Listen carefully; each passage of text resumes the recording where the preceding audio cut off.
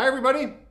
Welcome to episode 37, How to Be More Productive. I mean, the reality is we only have so many minutes in the day. There's only 1,440 minutes in the day. How do I get the best value out of my time? How do I get things done? How can I accomplish more things? That's really the question. And I was on a call earlier this week with a group of leaders from New York, and they asked that question and they brought up the time matrix. And I thought that was interesting. Obviously, these are people that have been studying the time matrix. And so I want to spend a little time covering the time matrix. And then I want to give you guys really my best tips on how to be the most productive human being you can be. And it all corresponds really with the time matrix. So I'm not sure who came up with the time matrix. I know that President Eisenhower talked a lot about this. Obviously, Stephen Covey talks a lot about this. But I want to dive into this a little bit, and I've given you guys a few drawings here. So I've got a few drawings I want to share. So let's dive into this. Basically, all of our activities, all of our time will fall into one of four buckets. Okay? Everything that you do is going to fall into one of four buckets. You'll see here on this drawing, obviously, I've got the words important on the left, and underneath that is not important. And on the top, I've got urgent, and I've got not urgent. And a lot of people have a tricky time distinguishing the important things in life from the urgent things in life. But everything that we do, again, while we're awake, everything we're doing is going to fall into one of these four buckets, okay? So that's the time matrix. And obviously the goal is to live above the line. I mean, why would you want to do unimportant things? I mean, think about it. I mean, if you spent your whole day doing unimportant things, well, that's one way to be totally unproductive. I mean, you got to be doing the important things. You got to be living above the line, as we call it. That's the goal. You want to live above the line doing important things. So first before I really dive into my tips, I want to give you a little history here and maybe share with you the kind of guy I was, before I really learned all this stuff. So when I first met Gary Polson, okay, before he even joined our business, he asked me when I first met him, he says, "Hey, Jamie, what's your biggest complaint? Where's your biggest area of pain?" And I thought about that and I'm like, Gary, I said, it really feels like in my car, and it's my analogy, in my car, my speedometer says 100 miles an hour. Like this car is going fast, at least it says it is, but I feel like I'm only going 10 miles an hour. I feel like I'm driving my car on ice. So the speedometer is deceiving because really I'm not getting ahead as quickly as I'd like. And he listened to me intently. He didn't give me any advice at the time. He just listened to my pain.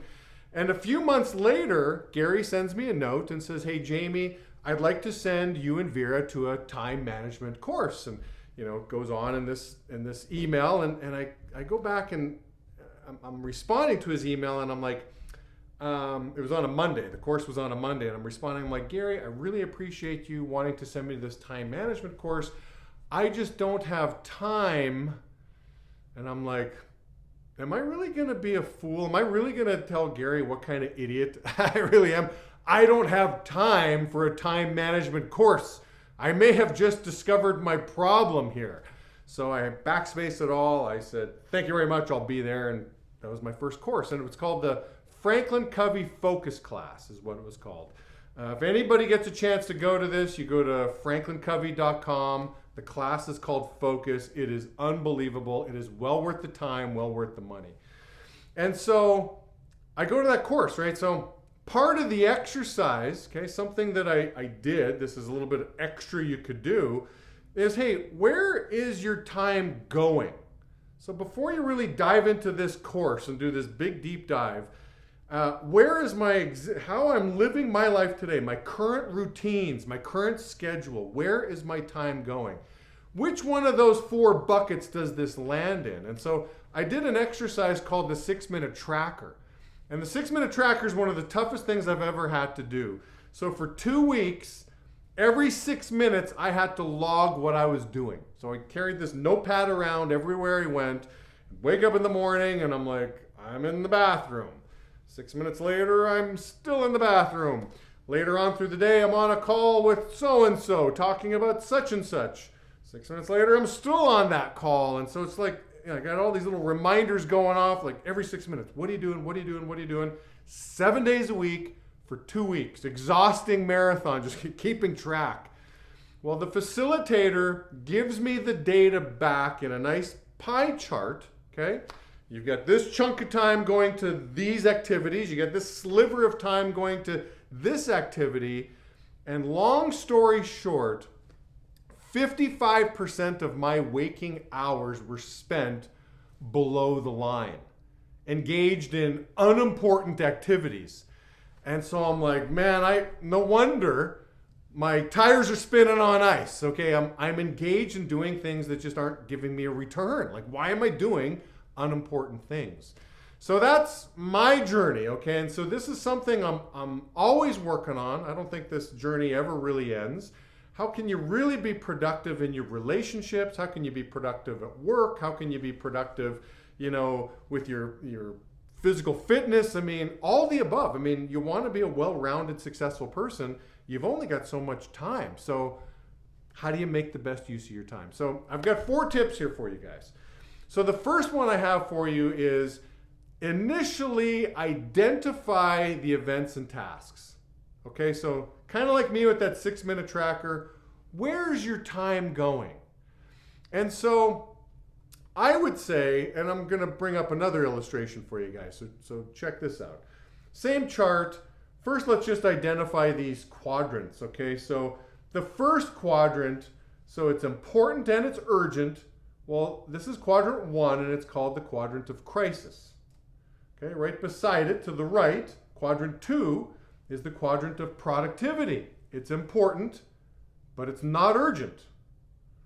Below the line here, okay, not important and urgent, quadrant 3 is called the quadrant of deception. Interesting. And the fourth quadrant is the quadrant of waste. It's not important, it's not urgent, it is the quadrant of waste. And so when I say identify your existing events and tasks, just think of all the things that you do, kind of the macro things, if you will. I don't know if you're really going to write down everything you do, but try to put them into one of these buckets. And so let's get back to the illustration. So here's one of the ways to look at this. So quadrant 1, okay, so obviously the field, well, going to the field would be, it's important. Obviously, I need to set the pace. I need to earn income. I mean, the field is important and it's urgent. It's now. Morning atmosphere is a quadrant 2 activity. Sorry, a quadrant 1 activity, the morning atmosphere. Quadrant 2 things, okay, well, planning is quadrant 2. Relationship building is quadrant 2. Exercise, this is interesting. I mean, exercise really should be a quadrant 2 activity. It's important, but it's not urgent.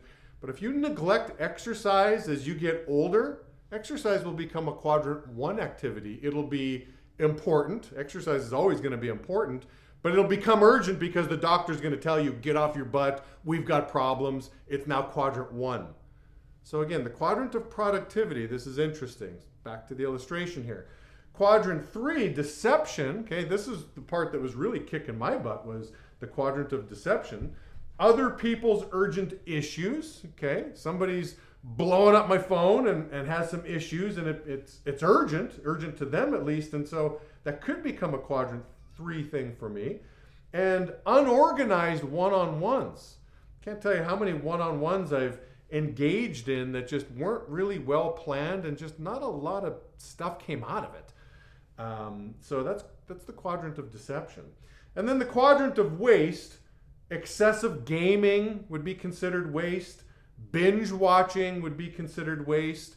So that's the first step, is really identify where is your existing time going. So you've kind of got some red alerts. Again, the goal is to live above the line here. All the things below the line, we got to watch out for. So that's really step 1, is identify the events and tasks in your life. Number 2 is eliminate. Do your best to eliminate quadrant 4. Eliminate waste. I mean, listen, talk to anybody that's old, and they'll tell you, like, the one commodity they wish they had more of was just time. I mean, money will come and go, people in your life will come and go, but time, once it's spent, it will not replenish itself. So you've got to treat time like the precious commodity that it is. Okay, so think of the things that are quadrant 4 and just say, you know what, I just don't want to do. Now, what's interesting, I'm not saying, I didn't put on there gaming or TV. I said excessive. The keyword is excessive. So just to give you an example of there's 2 TV shows I can think of that when I watch these, I would label them in bucket 2. They're actually important and not urgent. Like, well, what TV could you be watching that's actually important? And so I'll give it to you. I mean, one of them is Lego Masters. Now, I've got little kids that love Lego. They love building Lego. And so as a family, we engage in Lego Masters. Everybody's got their favorite teams. We talk about this at lunches and dinners and stuff. And so it's a lot of fun, but it really enhances the relationship building as we're watching Lego Masters. The other is America's Got Talent. Again, we've got our favorites and I really love this person. I hope this person goes on to win. So it's really part of the relationship building. That kind of TV really enhances the relationship building. I call that quadrant 2. I don't feel like I'm in quadrant 4 when I'm watching that. There are some other things that could be considered quadrant 4, and I won't rattle off that list. But those 2 things, I put those on the calendar. The kids know when those come up as well too. Same with Star Wars. When Mandalorian season 3 comes up, you better believe we've got that on our calendar. It's a ton of relationship building. My son and I go walking the dogs every night, and we're talking about the Star Wars episode. So again, I'm not saying all TV is bad, but again, when you do label your quadrant 4 stuff, eliminate it, get rid of it. It's waste. Don't hang on to waste. The third thing I have for you is become a planner. Now, I'm not going to spend a whole bunch of time on this particular episode on, okay, well, here's the big rocks. I'll just defer you guys to episode 9 where I talked about balance. And I spent a good chunk of time like, okay, here's your calendar and here's your 7 days per week. And let's put in the most important things. Put first things first. Don't prioritize your schedule. Schedule your priorities. That's really what it's all about. Schedule, make an appointment with the most important things. Don't let the little things consume your calendar that are unimportant. That's where the quadrant of deception can sneak in, the quadrant of waste can sneak in. The next thing you know, those 24 hours a day, 7 days a week can go by, and you're not as productive as you could be because you're not engaging in the highest return activities, the most important things you could be doing. So become a great planner. If you fail to plan, you plan to fail. So just be somebody that for the rest of your life you're committed to planning. It will serve you great. And then here's the last thing, and this one might be a funny one for you. You've probably never heard this before, but I'm going to call this the power of maybe. You've heard of the power of no, right? It's very powerful to say no. And obviously we love the power of yes. Anybody in sales just loves the power of yes. But here's the power of maybe. I felt like I didn't have a great filtration system as things would come into my life. Hey, Jamie, hey, we're a bunch of us are hanging out Friday night at this place. I found myself just saying yes to so many things. And then now I've got a choice to either be flaky, and I don't want to be a flake. If I give my word, listen, integrity is important to me. If I give you my word, I want you to be able to take it to the bank. So then I'll show up. So I found myself going to things, doing things, engaging in things that afterward made me scratch my head like, was that really a good use of my time? So when I'm asked for a one-on-one or when I'm asked to engage in something, my response is always maybe. Let me get back to you. Let me think about this. I need to fine-tune my filtration system. Now, over time, after you fine-tune the filtration system, your yeses and nos can come out quicker. But initially, while I'm a little paranoid of like living above the line, I want to say maybe and then just get back to you. I know it's an extra task to have to get back to somebody. It's a lot easier to just say yes. And it's worse to say yes and then not show up and flake. I think we can all commit to never being that guy.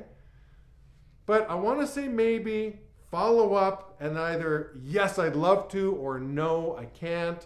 But it's really the power of maybe. It buys you a little time to put together a filtration system so then you can really figure out, is this a quadrant 1? Is this first of all, is it above the line? Is it important or not important? You got to start with that. And then is it urgent, is it not urgent?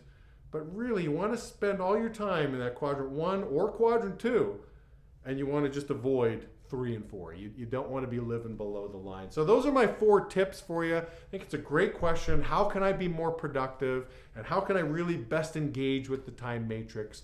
So that's what I have for you guys here today. I hope you enjoyed, and I'll talk to you real soon.